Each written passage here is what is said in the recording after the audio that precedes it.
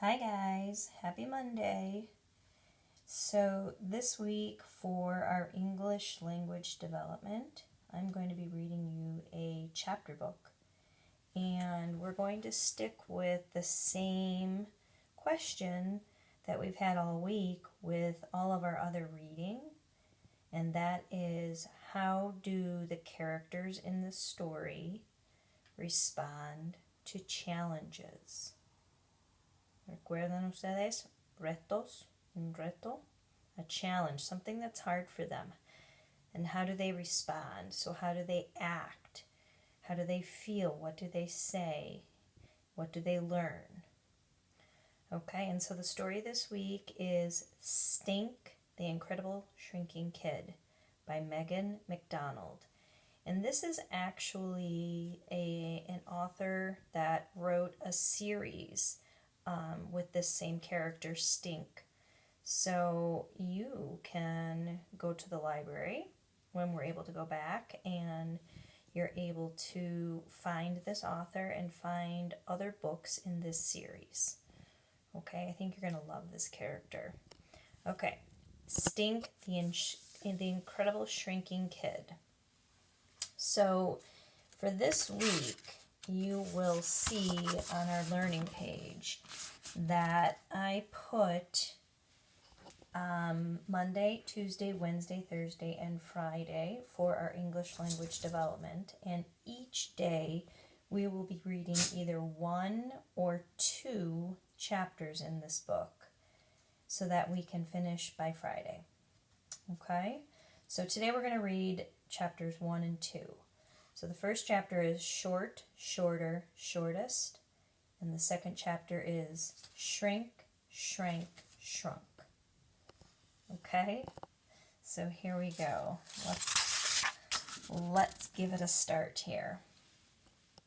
Short, Shorter, and Shortest. Shrimpville, Runtsville, Shorty Pants. Stink was short. Short, shorter, shortest. Short as an inchworm. Short as a stink bug.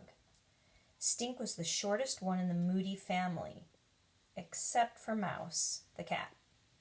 The shortest second grader in class 2D. Probably the shortest human being in the whole world, including Alaska and Hawaii.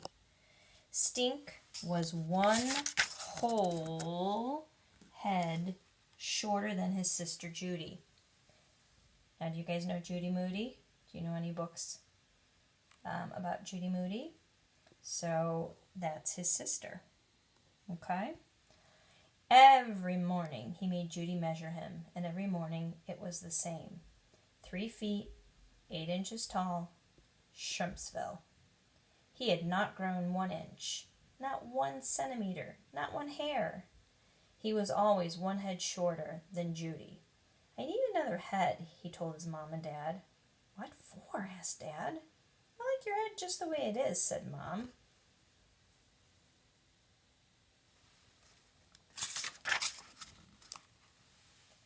You need a new brain, said Judy.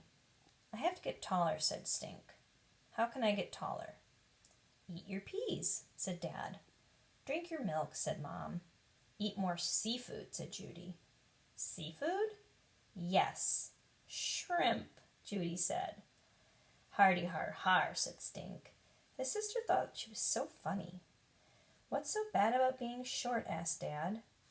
I have to drink at the baby fountain, said Stink, and stand in the front row for class pictures. And I always have to be a mouse in the school play. Just once, I'd like a speaking part, not a squeaking part.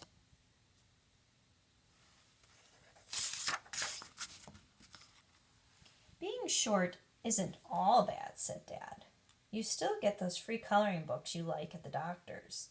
And the Spider-Man pajamas you love still fit you, said Mom. And you still get to use your baby step stool just to brush your teeth, said Judy. Stink rolled his eyes. You'll grow, said Dad.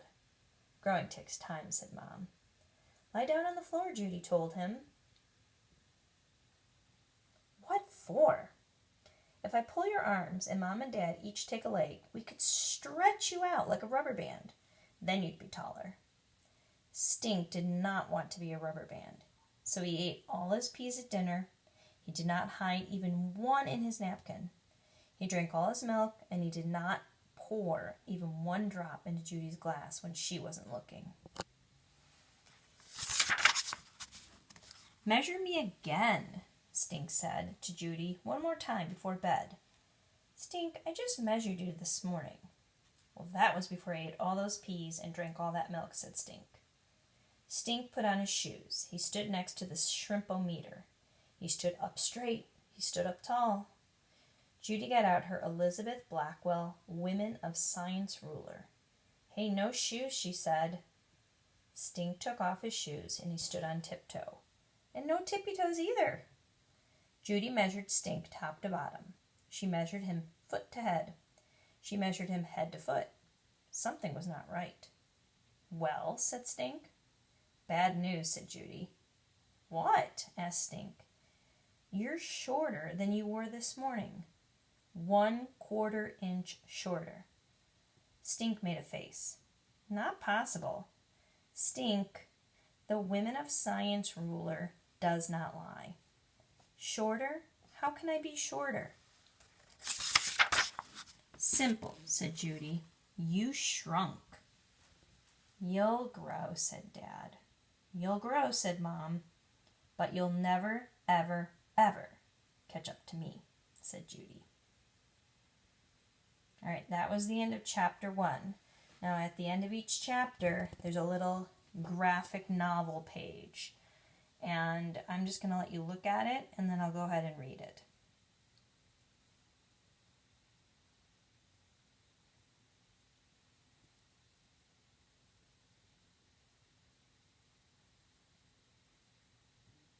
The Adventures of Stink and Shrink Monster. The horrible Shrink Monster attacks the city of Moodyville. Zap! Eek! Before, zap! After. Stink, the bravest and shortest kid in Moodyville, confronts the Shrink Monster. "Stop!" Zap! "Huh?"